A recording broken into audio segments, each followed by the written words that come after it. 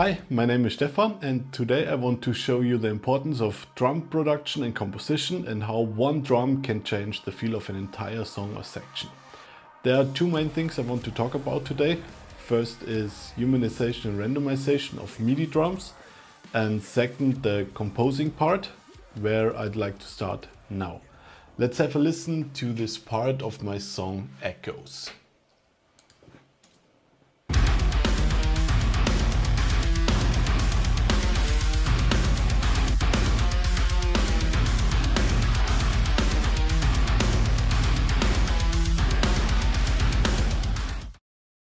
The snare and then the kick drum are the two most important drums when it comes to changing the vibe of a section.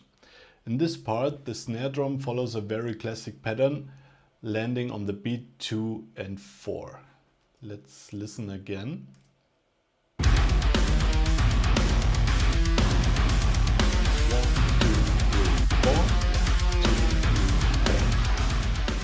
Now let's have a look what happens if we change the drum to only hit on the beat 3 of a bar.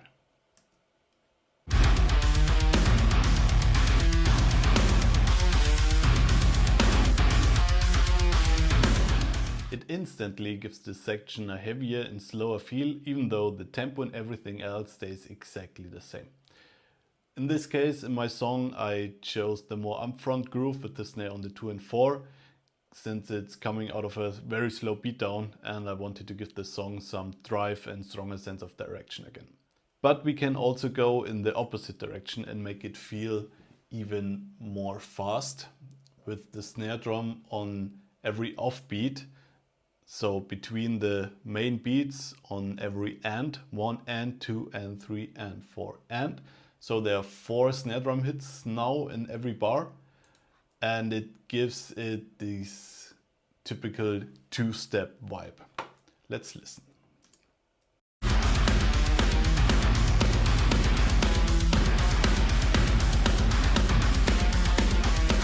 I also prepared a small example where I start with the snare drum on only the 3, then on the 2 and 4, and then the last part on every offbeat.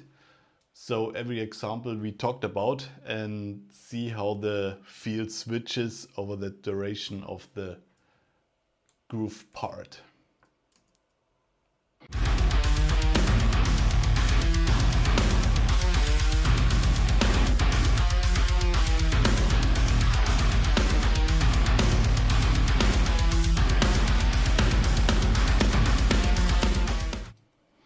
As you hear, the snare drum has a huge impact on the feel of this section. But as I told you before, not just the snare drum, but also the kick has a huge impact. The kick plays in this section 16th note throughout the entire section, which gives it this driving feel I was looking for. After a short break of a few bars, I have the kick drum then follow the rhythm of the guitars, so it gives it a more grooving feel. Let's listen to it.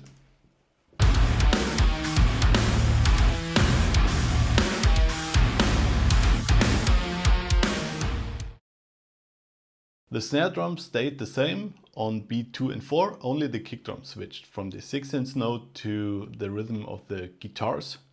And it also had an immediate impact on the feel of the groove. Now let's talk about humanization and randomization. There are two main aspects to this: timing and velocity. Together they make the Midi drum sound more realistic and human. No real drummer can play every single hit exactly on the grid or with the same amount of force. So there will always be some variations between the single hits, and this is what we try to recreate in the Midi roll. Let's start with the snare drum again. There are two main techniques to play the snare drum. The first one would be the rim shot. It is when the drummer hits the snare drum on the rim and the drum head exactly at the same time. It makes the hit sound even bigger and more impactful. They mostly play this while playing normal grooves. And then the normal hit is just playing the stick on the drum head. This would be the case playing fills over the whole drum set, or some ghost notes when they want some very light hits in between. I have two examples here. I have this fill part where this drummer goes around the whole kit. So I programmed normal snare drum hits just on the snare head to give it more of the flow and the normal feel. Let's listen to it. Again.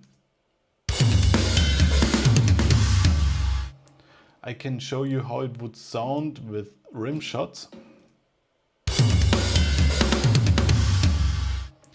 It doesn't have a huge difference, but it still makes it more light and has more flow, and yeah, sounds more realistic. Let's go to the second example now. As you can see here, I programmed the main snares as Rimshots and then the ghost notes down here as normal snares and with the velocity really low. Let's have a listen to this as well.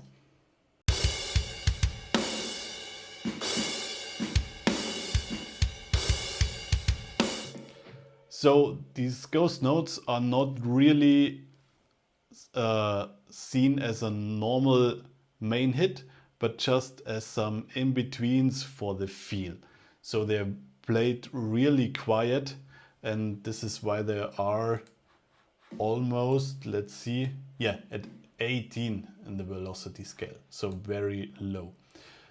If I would program as Rimshots as well, this would sound completely different and completely loses the sense of what I tried to program.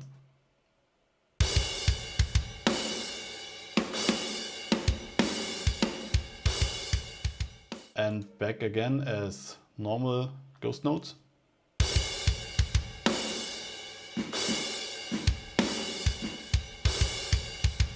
Makes a huge difference, and this is how a normal drummer would play it live or recording it. Let's get into the timing aspect of the drum production.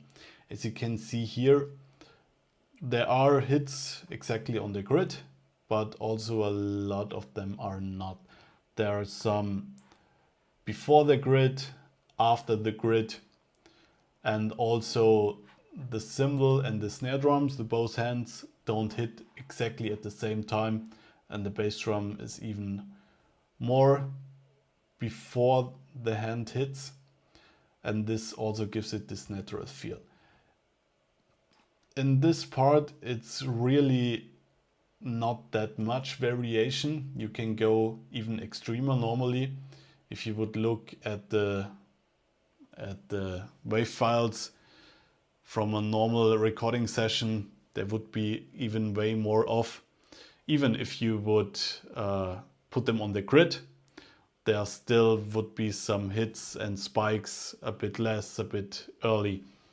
So it's a completely normal thing, and it needs to be, so it really doesn't sound robotic. I hope you found this video helpful and were able to take away a few tips and ideas for your own productions. Sometimes it doesn't take much to completely change the vibe of a song or make it sound more natural. If you enjoyed this video, I'd really appreciate it if you leave a like and subscribe to the channel. It helps me out a lot and lets me know you'd like to see more content like this. If you have any questions about this video or other topics you'd like me to cover in the future, let me know in the comments. I'd like to hear your ideas. Thanks so much for watching, and see you in the next one.